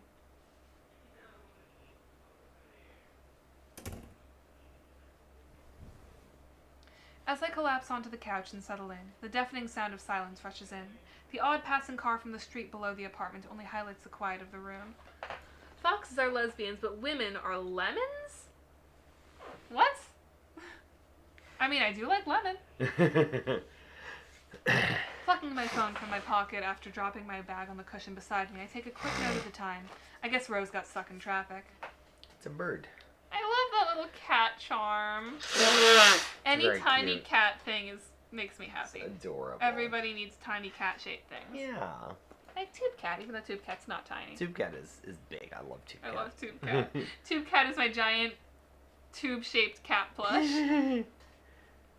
An annoying train of thought starts up once again as I put it away, one that's crept up on me occasionally ever since moving out, just waiting for when nothing's around to distract me. I can cope with the schoolwork easily enough. It's mostly just review right now. People like Caprice might be a handful, but they do liven up the day's routine. It's a fair distance to campus from here, but the walk helps me keep fit. The silence, that I can't deal with. Grabbing the remote and flicking on the television at least provides some background noise, but it's no replacement for the sounds of home. There's no mother busying herself over the cooking pot to welcome me home and ask how my day was, no excitable older brothers fighting about this silly thing or that, no father for me to happily see come home from work. It's just me now. My fingers roll over the screen in thought as it brings up the lock screen, mindlessly tracing out the cracks in the bottom corner. I could easily call them right now. My mom and dad both made it clear I could ring any time at all. The moon is also a lesbian, yes. Yes, definitely. That's making me think of a comic I saw on Tumblr. It was an Atla comic, and it was Sokka is all LGBT because the moon is a lesbian. So how else would UA have dated Sokka? He has to be a lesbian. Every single part of the acronym. But as I stare at the screen, a deep apathy strikes me. Before college, I thought that with my family and old friends, just a phone call away, nothing would feel all that different. Maybe I just couldn't admit to myself of how big a change this would really be. Admitting defeat, the phone ends up on the couch beside me as I watch television. The news is interesting today, so at least it's some distraction from all this. Just when I thought I'd finally found a friend or two in college, it ends up being a mess. Why do people have to be so complicated? You're just gay. Mm-hmm. You're just confused because you're gay. Just kiss the blonde girl already. Kiss the Vriska. Her actual canon voice isn't that Vriska adjacent, though. It's Not too really. deep to be Vriska. Yeah, it Not is. nasal enough. As the door behind me opens, I close my thoughts on the subject. There's no point in mulling things over any further.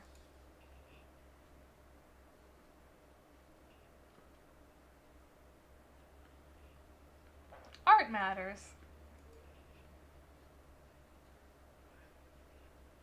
I guess this is a kinetic novel. It's not a visual yeah. novel.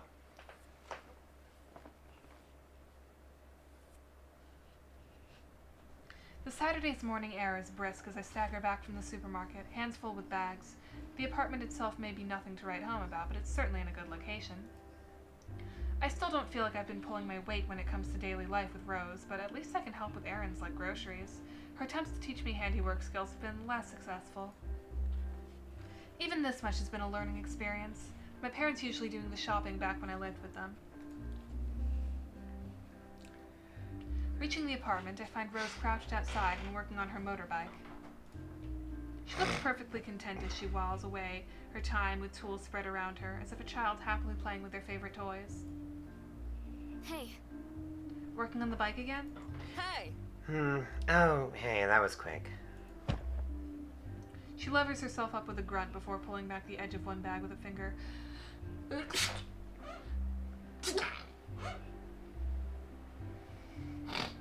With a finger to peer in, then another. I'm a little worried as she checks over my work.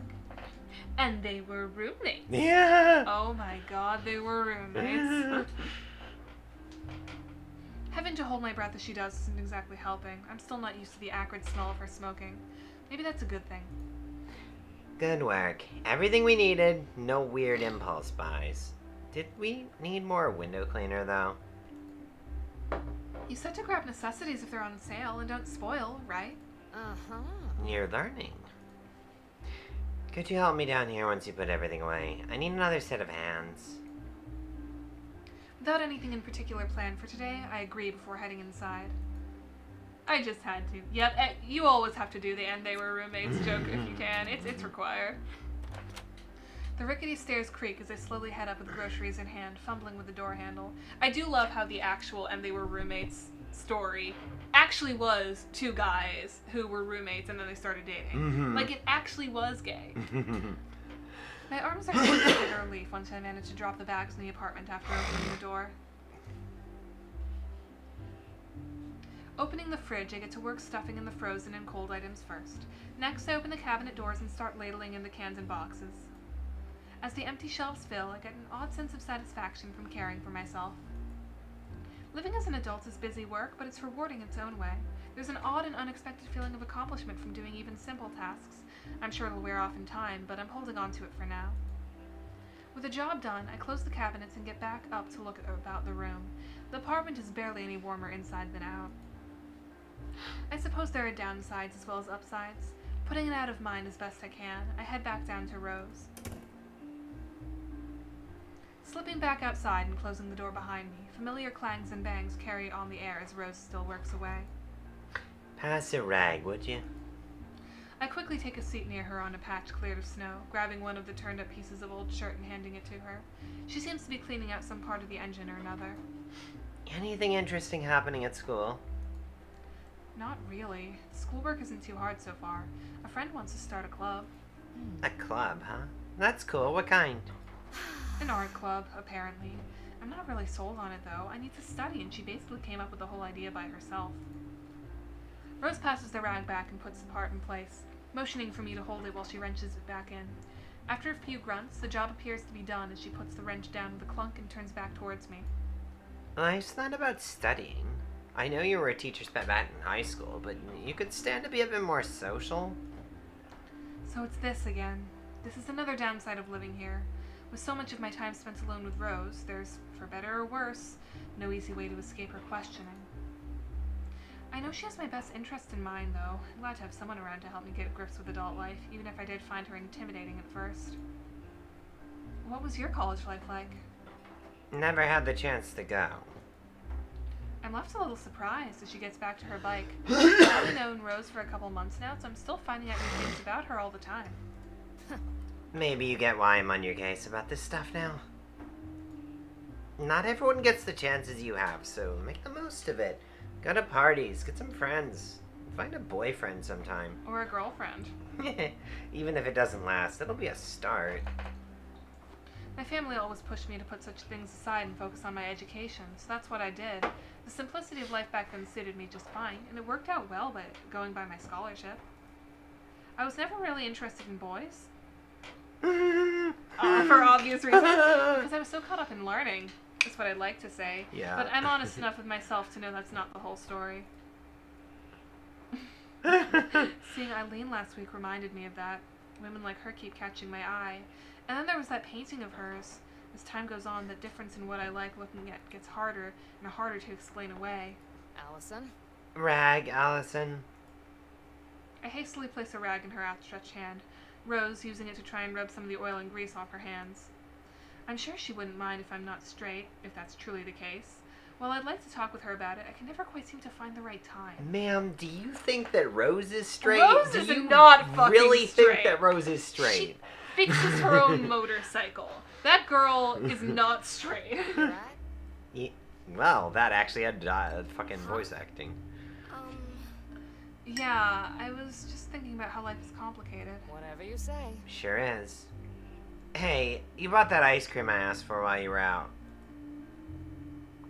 It's in the freezer now. Why?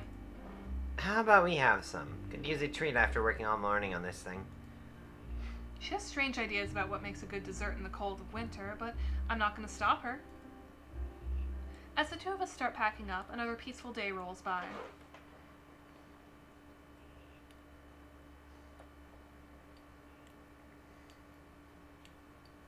A loud yawn from Rose emanates from the couch, the droning of the television briefly overshadowed.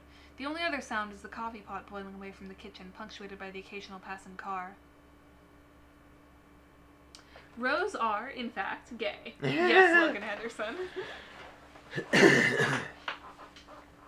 Only half awake and still acting on autopilot, I lazily wipe the sleep from my eyes as I stagger toward the door. The smell of Rose's toast wafts invitingly through the air, making me envious of her later start to work. I let out a loud yawn before I can stifle it, causing Rose to look over from the couch. Ice cream is good regardless of weather. Yes! Yes, yes, yes, I will eat ice cream in any weather, even in the freezing fucking cold. Wow, you look like hell. Thank you. Stay up too late playing on your phone or something? Doesn't look like you got an hour of sleep. While Rose is less than tactful about this, it's true that I shouldn't be so tired. I'm usually a morning person, but right now I can barely remember where I even put my phone. Rose picks herself up from the couch as she finishes her breakfast, brushing toast crumbs off herself as she starts toward the kitchen. Just the neighbors being loud again. I'm surprised you didn't hear them. I may say that, but it's hardly any real shock. She sleeps like a log, which I've always been jealous about. Rose puts down the plate in her hand, giving the matter more thought than I'd intended. The ones above us, right? Man, I'm sick of them. I'll go have a talk to them later today and get them to knock it off. Making a racket during the day is one thing, but the night's another. You don't have to do that. They might be quiet from now on anyway. You look surprisingly disappointed at my attempts to wave off her concern. You have to stand up for yourself sometimes, Allison. Waiting for things to blow over ain't always gonna work. I wind up rubbing my neck to avoid outright answering. Apparently dropping the topic, she sighs and disappears into the kitchen after taking her plate again. I just don't want to cause a fuss, especially on my behalf. Is that really so bad? With time rolling by, I glance about and see my phone on the corner of the table. Slipping it into my coat pocket, I skip over and grab my bag sitting by the door. As I stretch a bit to try and wake myself up before facing the cold outside, Rose calls out from behind me. Turning to see her shows a fistful of crumpled dollar bills in the hand thrust out towards me. Here, go buy yourself an espresso or something on the way. Huh? It's fine, you don't have to. Just take it. You look awful. She really does have a way with words. I reluctantly take the cash and slip it into my pocket, thanking Rose as I leave. Crumpled dollar bills? Is Rose a sex worker? I don't know. As soon as I get out the door, the weather hits me. Looks like it's going to be a harsh winter this year, with the cold of the snow dumping down made all the worse by the chilly fog hanging in the air. Twisting my head to and fro to bury it in my scarf a bit better, I set off down the road with hands firmly lodged in my coat pockets. There don't seem to be many people around that are braving the weather, not that I blame them. As the muffled sound of snow under the tires rings out, the garbage truck rumbles by. It's only after a worrying few seconds that I remember I did indeed put the garbage out for collection yesterday. Reaching the campus, the welcome sight of a cafe nearby lifts my spirits. I've overheard students mention the coffee here is good, and it's conveniently right next to campus. It looks homely enough from the outside, and only has a handful of people inside at this hour as I peer through the windows. With a quick brush of the fallen snow off my shoulders and bag, I take a breath and walk in. A bell above the door rings out as I enter. The smell of coffee on the air combining with the homely styling inside makes for an immediately cozy atmosphere. Joining the couple of people in line, I quickly rehearse the order in my mind to make sure I get it right. The barista's nice smile towards the other patrons keeps making me trip over myself, and I've never been great in dealing with strangers. Coming to the front of the line, I manage to blurt out my order of a latte with sugar before I can mess it up. She smiles and takes my payment, leaving me to wait to the side as it's prepared. I briefly consider having it here, given how relaxing the cafe is. That's before I notice Caprice, loudly chatting with a tall man sitting across from her. I'm surprised I didn't notice them. I must really be out of it. As the cute barista slides her coffee cup towards me, I decide I better leave the two in peace and drink outside.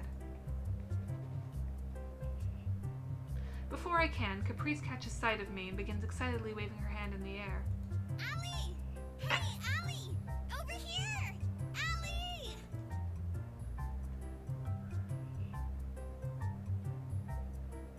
So much for that. Coffee in hand, I wearily walk over to their table and look from one to the other. Morning, Caprice. Oh, that one is fully voiced. Wallace. Upon Caprice moving her backpack off a chair and... Oh, did Hold someone on know? 1 second.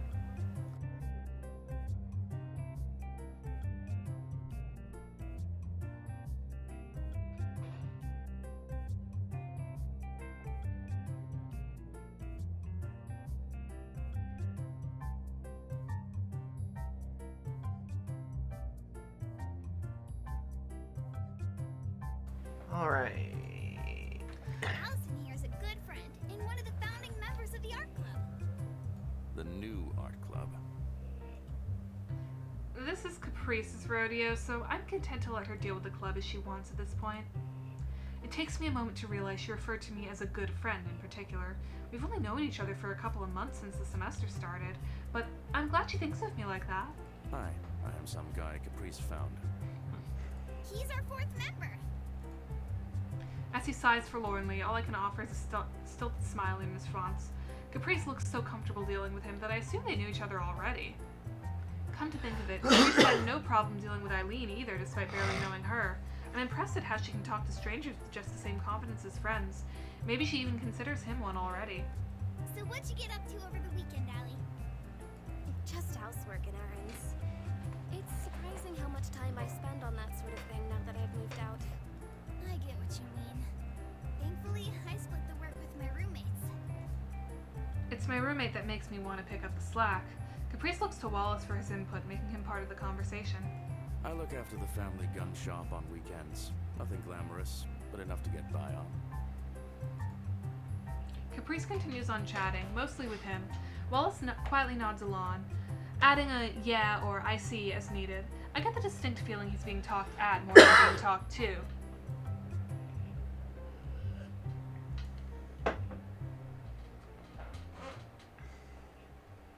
Now that we're both sitting across from each other, I can fully appreciate how much of a bear the man is, cutting more of a foreboding figure thanks to his beard.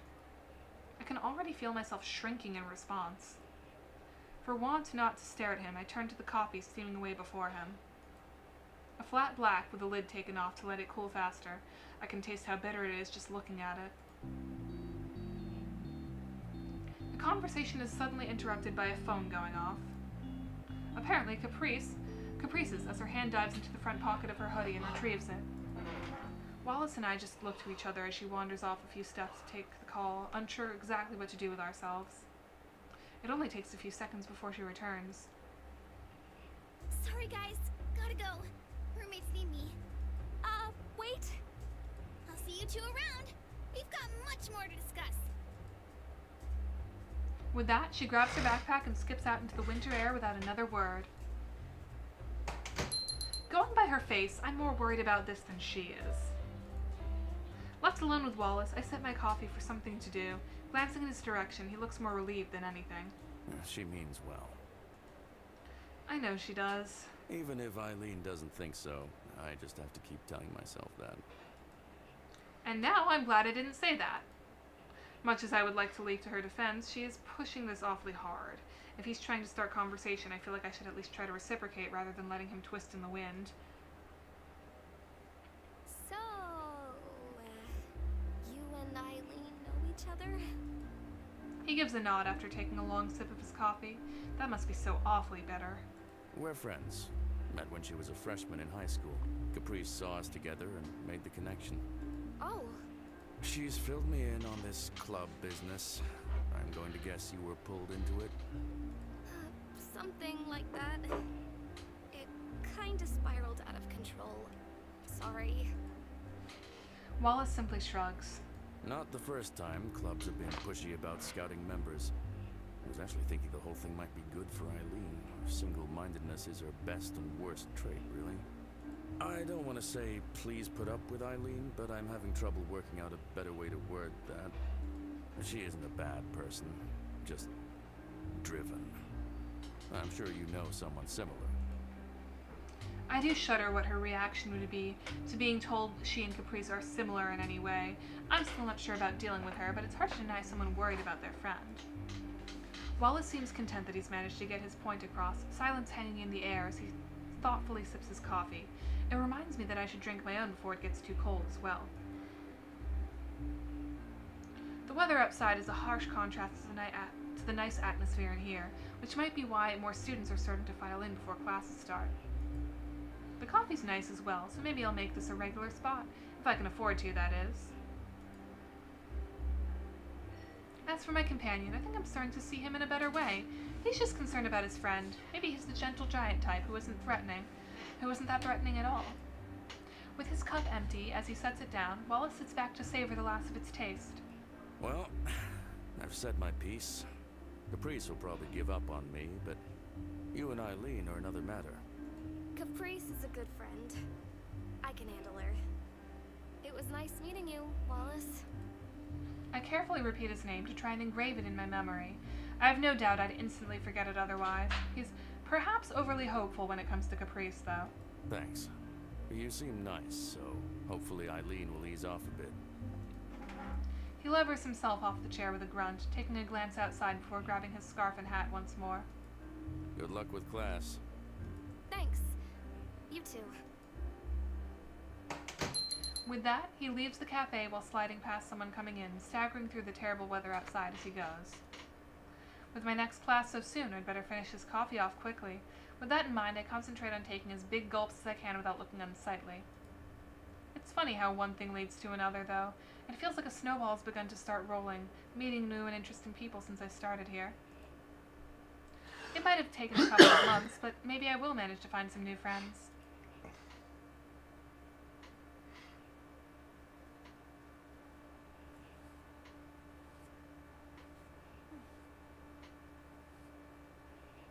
With the weather turning worse and worse as the week went on, the library seemed as good a place as any to spend some time before having lunch. Unfortunately, it looks like I wasn't the only one who had that idea. While the library here is bigger than my previous schools, that doesn't matter much when a large portion of the students are dumped inside. While my first choice would have been using one of the computers, that's obviously out of the question.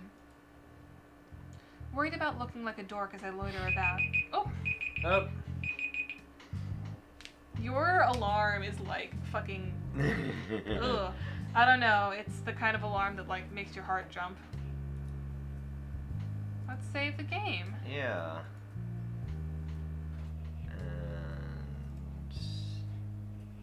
Yeah. So yeah, that is it. That is our game day. That is our stream. Thank you all so much for coming. I know there's only 2 of you right now, but thank both of you for coming. Logan Anderson and T-Man and Jalen Casado, thank you all for showing up and chatting with us. Yeah. This has been lots of fun. As always, links in the description for social media and Discord server. And, you know, there's a link to all the games if you'd like to play the rest of them yourselves. These Indie Game Extravaganza streams are really just samples of a bunch of games. So we will likely not be streaming the rest of either of those two. So yeah, if you want to play them yourself, links in the description below. And of course, if any of you are interested in watching a new musical, I just posted the first draft of my latest musical on Patreon, so that's fun. And if you don't feel like paying, just wait a few weeks. There'll be more songs for it coming out. I posted one last week, and we'll be hosting one next week. Next week meaning Monday after, not this upcoming Monday. But yeah, thank you all. Ooh, I am feeling burpy today. Alright, thank you all so much for watching.